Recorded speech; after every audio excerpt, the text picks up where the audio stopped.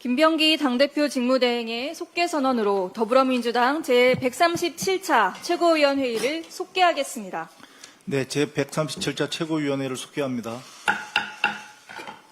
먼저 김병기 당대표 직무대행의 모두 발언이 있겠습니다. 민생경제 회복의 희망이 날로 커지고 있습니다. 민생회복 소비 쿠폰 1차 지급이 오늘로 5일차를 맞았습니다.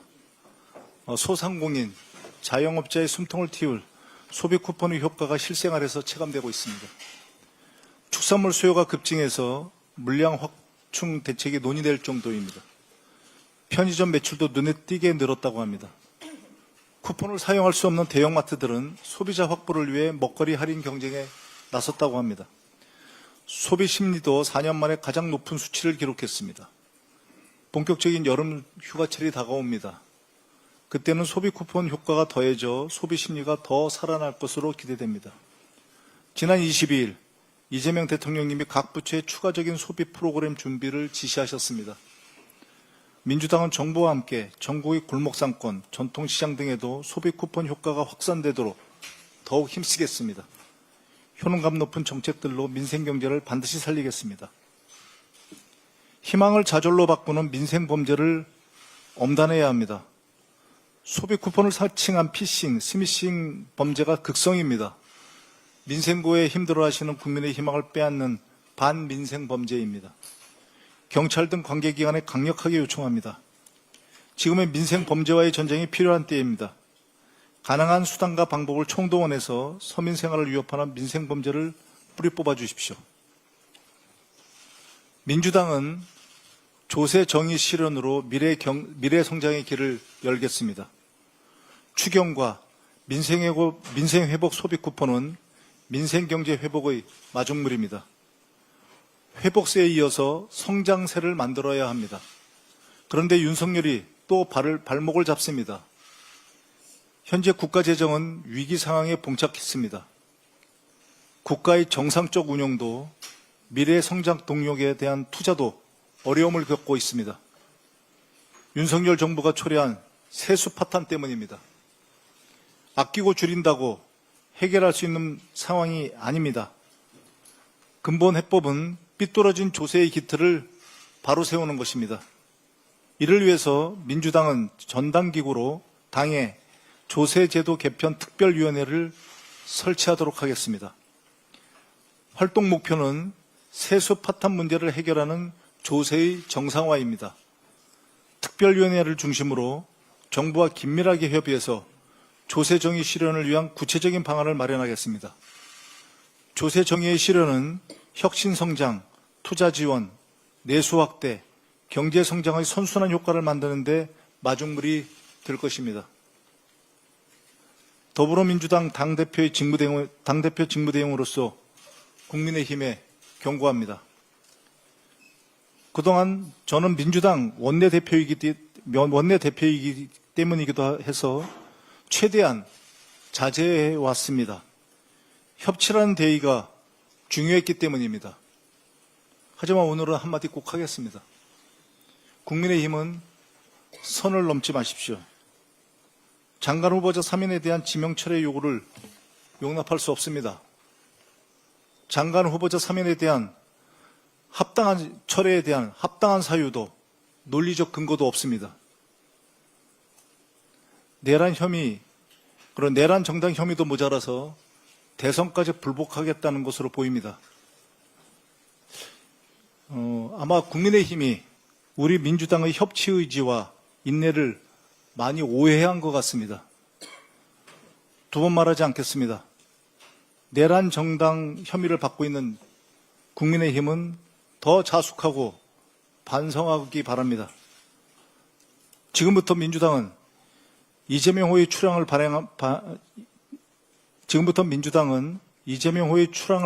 방해하는 그 어떠한 시도도 용납하지 않겠습니다. 단호하게 대응하겠습니다. 국민주권정부, 이재명 정부의 성공을 뒷받침하기 위해서 혼신의 힘을 다하겠습니다. 감사합니다. 다음으로 전현희 최고위원의 발언이 있겠습니다. 한미 상호관세 시한이 일주일 앞으로 다가왔습니다.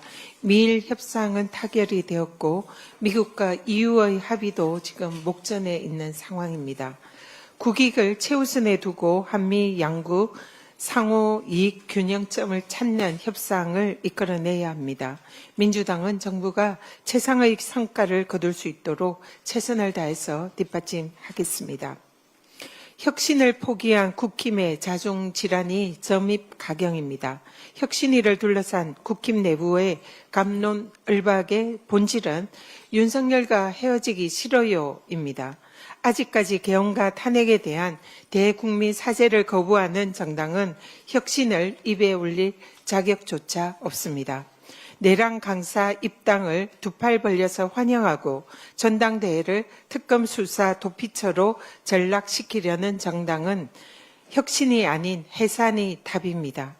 국힘이 윤석열 내란 세력과 결별을 계속 거부한다면 지지율 역대 최저치 기록은 끝이 아닌 시작이 될 것임을 경고합니다. 당직자 욕설과 폭행이라는 희대의 갑질을 하고 탈당까지 했던 진짜 갑질 대마왕 송원석 비대위원장, 비난할 자격이 없는 그 입을 다무십시오. 반성하며 장관 후보직을 사퇴한 의원을 의원직까지 사퇴하라며 끝까지 물고 늘어지기 전에 자신의 갑질 만행부터 사과하고 본인 의원직 사퇴부터 하기 바랍니다. 3주째 재판에 노쇼한 윤석열, 여전히 황제 조사를 고집하는 후안무치 김건희, 법을 우습게 보는 윤건희 부부 범죄단에게 법의 철퇴를 내려야 합니다. 온갖 특혜를 요구하며 버티기로 일관하는 윤건희 부부에게는 한치의 관용도 베풀어서는 안 됩니다. 법원이 특검이 청구하는 영장을 계속 기각하는 것에 대해 국민들의 우려가 매우 큽니다. 내란 종식과 헌정질서 회복의 최종 책임은 법원에게 있음을 인식하고 흔들림 없는 엄정한 법 집행에 나서 주십시오. 법치주의를 우롱하고 법위에 군림하려는 자들 앞에 기다리는 것은 역사와 국민의 심판입니다.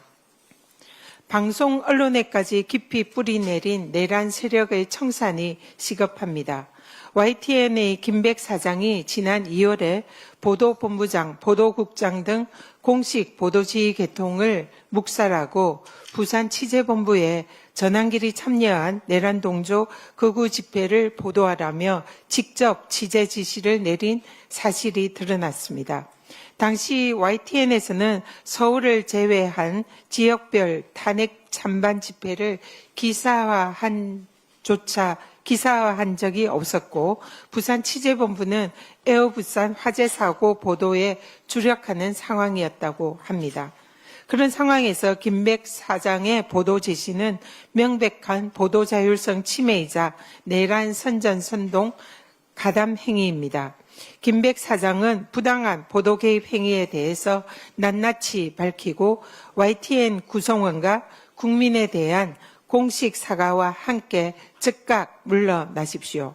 YTN의 방송 독립성을 무너뜨리고 보도 지시를 빙자한 내란 동조 행태에 대해서는 반드시 그 책임을 물어야 할 것입니다. 오늘 민주당 3대 특검 종합대응 특위가 구성이 완료되었습니다. 제가 총괄위원장을 맡고 김병주 최고위원과 함께 활동하게 됩니다.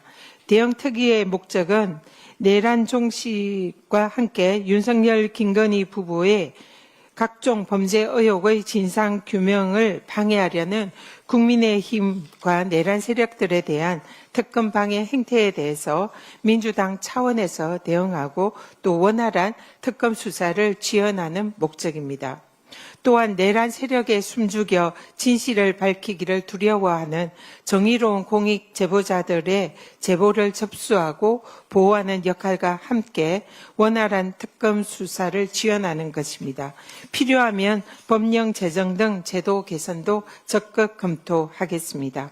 앞으로 윤석열 김건희 부부의 범죄 국정농단 진상규명을 위한 특검 수사 지원에 최선을 다하겠습니다. 이상입니다. 다음으로 한준호 최고위원의 발언이 있겠습니다. 네, 최근 내각 구성과 관련해 인선이 철회되거나 후보자가 사퇴하는 일이 있어서 대단히 안타깝고 송구한 심정입니다.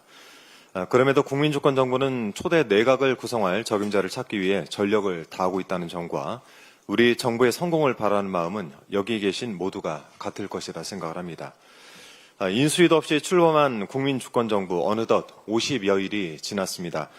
지난 23일 기준으로 장관 후보자 11명에 대한 임명 절차가 완료되었고 다음 주에는 김윤덕 그리고 최희영 두 장관 후보자에 대한 인사청문회가 예정돼 있습니다.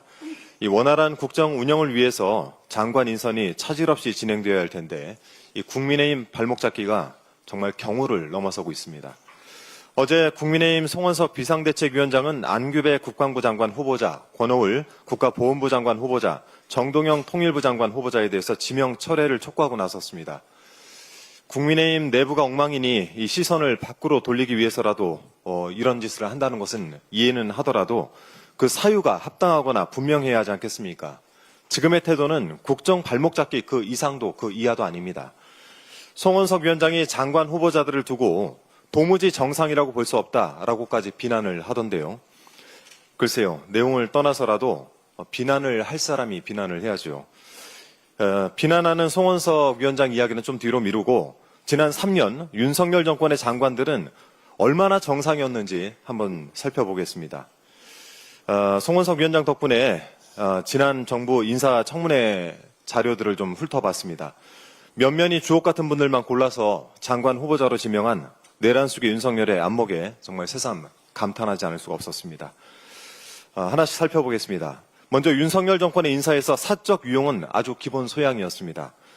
원희룡 전 국토부 장관은 제주도지사 시절에 소위 오마카세로 불리는 고급 일식집에서 1,600만 원어치 업무 추진비를 지출해서 논란을 빚었습니다. 참고로 이곳의 1인당 밥값은 점심이 7만 원, 저녁이 16만 원 정도입니다. 이인숙 방송통신위원장도 인사청문회 당시 법인카드 사적 유용에 대한 의혹이 제기됐고 현재 수사를 받고 있습니다. 법인카드로 대전 성심당에서 100여만 원어치의 빵을 사 먹고 서울 강남 자택 근처에서만 87건, 1,700만 원 가까이 결제를 한 것으로 드러났습니다. 특급 호텔 사용, 또 63빌드 고급 시당가에서도 법인카드를 사용했습니다. 먹는 것에 진심인 윤석열 정권답습니다. 재산 증식과 관련한 의혹도 가지가지입니다. 이 대표적으로 김행 여가부 장관 후보자 사례가 있는데요. 회사의 경영권을 인수하는 과정에서 회사 돈을 사용한 배임 의혹, 백지 신탁해야 하는 회사 지분을 신우이에게 매매한 주식 파킹 의혹 등 이러한 의혹이 인사청문회에서 제기됐고 급기야 후보자가 청문회 도중 도망치는 일명 김행랑 사태가 발생했습니다. 한덕수 전 국무총리에 대해서는 4년간 18억 원의 고액 고문료 논란이 있었고 김용현 전 국방부 장관은 법무법인 고문으로 취업을 하면서 그 사실을 신고하지 않아서 과태료 100만 원을 낸 전력이 있었습니다. 그리고 그 법무법인이 내란의 핵심인 김용현 변호를 맡고 있다라는 언론 보도도 있습니다. 자녀에 대한 즉한 사랑 때문에 논란이 불거진 경우도 있었습니다. 한동훈 전 법무부 장관에 대해서는 자녀의 스펙 쌓기 의혹이 불거졌습니다. 자녀가 한 논문 대회에서 금상을 수상을 했는데 이 논문에 대해서 대필 의혹이 제기됐고 또 봉사활동 내역에 미리 서명을 해놓은 2만 시간 봉사활동 의혹으로 구설에 올랐습니다. 이 건 제대로 조사를 해야 되지 않겠습니까? 유상임 과기정통부 장관은 그 자녀가 마리화나 흡입을 하고 미국에서 불법 치료한 사실을 질병이란 핑계로 덮으려고 했고 또 정호영 복지부 장관 후보자는 자신이 근무하는 의대에 두 자녀를 편입시켰다라고 하는 아빠 찬스 의혹이 불거지면서 자진 사퇴했습니다. 도무지 정상이라고 찾아볼 수가 없는 이런 인사들에 대해선 그때는 말 한마디 못하시더니 이런 자들을 데리고 내란을 일으킨 윤석열과 그 내란을 옹호한 정당이 어디서 이제와 정상과 비정상을 운운하고 있습니까? 더욱이 행사장에 자신이 자리가 없다라고 하면서 당직자에게 폭언을 퍼붓고 발로 걷어차서 큰 논란을 일으켰던 갑질의 대명사 송원석 비대위원장, 과연 정상과 비정상 이 단어를 입에 담을 수 있는 자격이 있습니까? 아울러 장관 후보자에서 자진 사퇴한 강선 의원에 대해서 의원직 사퇴 요구와 윤리위 제소를 이야기하시던데요. 앞서 두 분께서도 간단히 언급하셨지만 당직자를 폭행한 송원석 위원장에게 똑같은 요구를 합니다. 당장 위원장을 비롯한 의원직에서 사퇴할 것을 요구하고 자진해서 물러나지 않는다면 민주당도 송원석 위원장을 갑질 및 폭행으로 윤리위에 제소할 것을 말씀드립니다. 이러한 국민의힘 내부 성찰 처절하게 하시길 바랍니다. 극우 세력과 선을 긋고 계엄의 강을 건너 국민의 삶에 동참하시길 정말 당부드립니다. 간단하게 한 말씀만 좀 덧붙이겠습니다. 오전에 민중기 특검팀이 양평고속도로 종점 변경 관련해서 김성교 의원실에 대해서 압수수색에 들어갔다고 하죠. 제 맞은편 방이라 회의 들어오면서 보니까 기자분들께서 많이 와 계시던데요. 이 특검에 의하면 최근 이 의혹과 관련해서 국토부 직원들의 조직적인 움직임이 포착되었다고 합니다. 김일국 전 의원 도로정책과를 모아서 말을 맞췄고 국토부 내부에서 특검 대응 내부 자료를 준비해서 국장에게 보고를 하는 등 이 조직적 은폐 행위를 했다는 정황입니다. 특검은 오늘 압수수색에서 김성교 의원실에 이와 관련한 국토부의 비밀스러운 보고가 있었는지 반드시 확인을 해야 되겠습니다. 아울러서 국토부에도 경고를 합니다. 국토위원으로서 이 행위가 사실인지를 확인할 것이고 만일 사실이라면 정말 간단히 넘어가지 않겠습니다. 이상입니다. 다음으로 이현주 최고위원의 발언이 있겠습니다. 네, 이재명 대통령께서 어제 감사원에 정책감사 폐지를 지시하셨습니다. 저도 그동안 지속적으로 주장해온 소신으로서 정말 이것이 드디어 실현의 한 걸음을 내딛게 된 것 같아서 정말 크게 환영하는 바입니다. 먼저 냈다고 처벌하고 태양광했다고 처벌하고 어느 장단에 춤추란 말인가 라고 외치던 어떤 공무원의 절규에 가슴 아팠던 기억이 있습니다. 결과적으로 창의성과 적극성을 말살해서 공무원 사회에 복지부동한 행태를 만연시킨 그런 행태였다고 생각합니다. 정책 판단은 고가 평가의 영역이고 정치적 책임의 영역일 수는 있어도 징계나 처벌의 대상이 되어서는 안 됩니다. 기업 경영의 경우에도 선진국에서는 경영 판단의 원칙이라는 것이 판례로 자리 잡아서 판단에 대해서 형사처벌을 하지는 않습니다. 우리 공무원은 헌법 7조 2항에서 공무원의 신분과 정치적 중립성은 법률이 정하는 바에 따라서 법률이 정하는 바에 의해서 보장한다라고 명시하고 있습니다. 즉 정권 교체와 상관없이 공무의 지속성과 연계성을 보장하고 있는 것입니다. 지난 10여 년간 검찰의 칼을 내세운 공포정치와 진영정치의 산물이라고 생각합니다. 정치의 정상화와 국정의 정상화, 공직사회의 능동적, 적극적 행정 그리고 활력을 다시 가져다 오는 것, 이것은 바로 정책감사의 폐지로 시작될 것이라고 믿어마지 않습니다. 그리고 이러한 행태, 즉 정책감사 명목으로 공무원들의 정책 판단에 대해 과도한 징계 그리고 심지어 검찰을 동원해서 수사 처벌하는 등의 사실상 정치 보복의 관행이 계속 심화돼 왔는데 그 정점이 바로 윤석열 한동훈이었음을 누구도 부인하지 않을 것입니다. 윤석열 전 대통령은 지금 그 죄값을 치르고 있고 앞으로도 치를 것입니다. 그런데 사실상 지난 내란에서 계엄 해제 요구에 동참하였기 때문에 마치 혁신, 보수 혁신의 아이콘인 양 행세하고는 있지만 우리는 다 기억하고 있습니다. 한동훈 전 비대위원장도 역시 이러한 정치 파탄 그리고 국정 파탄의 책임에서 역사적 책임에서 결코 자유로울 수 없다라는 것을 다시 한번 말씀드리고 처절하게 반성해야 한다라고 생각합니다. 대통령이 이렇게 화두를 던진 만큼 여야 정치권 모두 이러한 행태를 막지 못하고 부안해동한 이런 역사적 과오에 대해서 어떻게 보면 우리 모두 반성하고 심기일전해야 할 때라고 생각합니다. 이제는 그 악순환의 고리를 끊고 공직사회에 적극 행정의 용기를 불어넣기를 기대합니다. 이번 조치를 계기로 공직사회도 복지부동 자세를 벗어나서 소신껏 일하기를 바랍니다.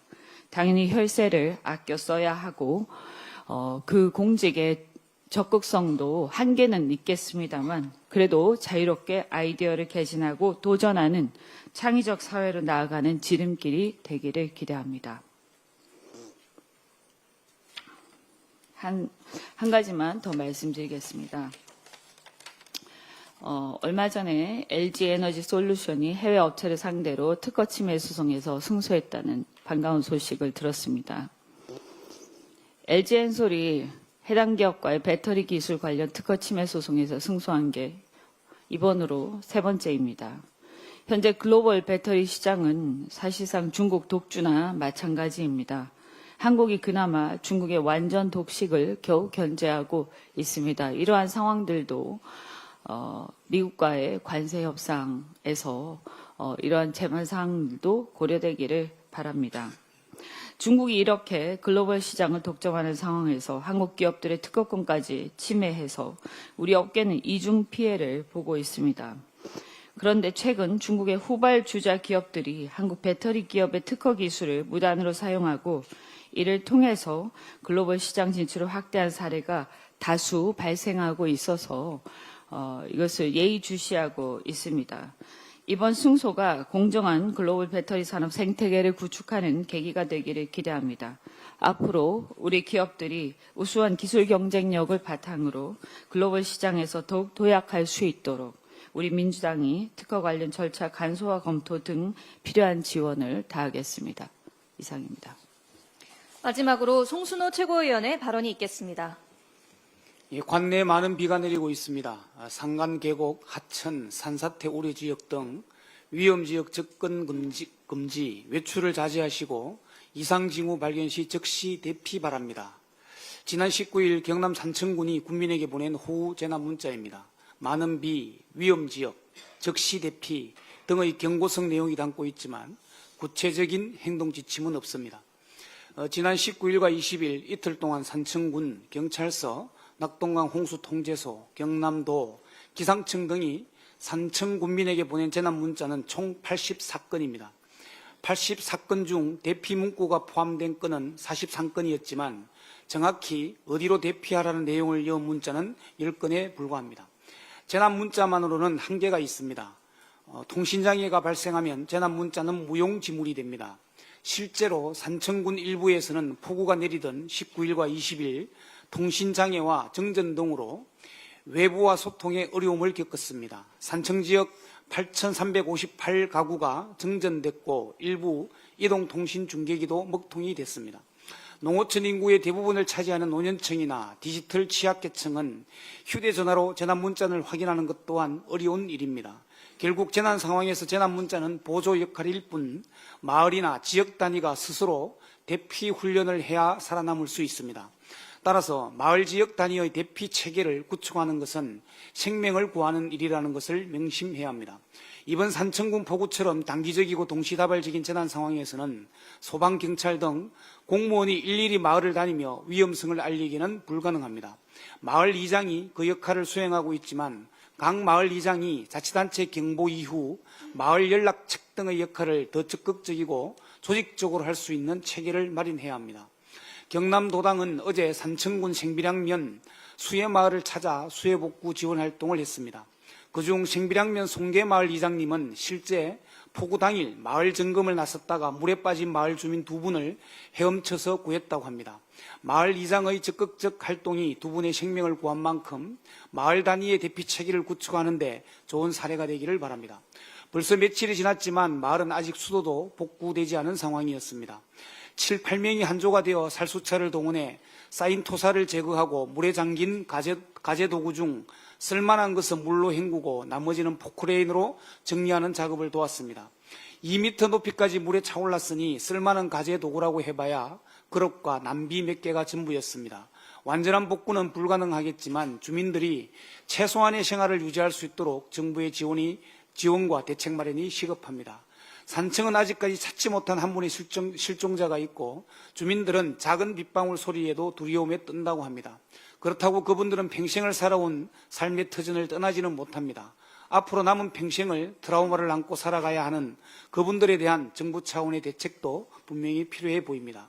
날로 심화하는 인구 소멸과 평균 전력이 높은 농촌 마을 주민들만으로 당장 집안을 청소하는 일조차 힘든 상황입니다.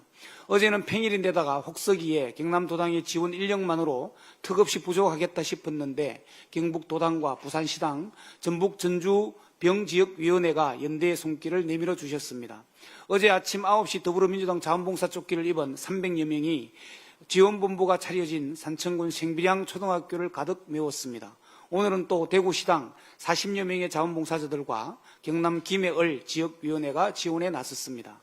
모든 분들께 감사드리며 더 많은 도움의 손길이 이어져 산청군을 포함한 전국의 수해지역 주민들이 다시 일어설 희망과 용기를 얻기를 바라봅니다. 감사합니다. 이상 발언을 모두 마치고 당대표 직무대행께서 회의를 폐회하시겠습니다. 네, 제137차 최고위원회를 폐회합니다.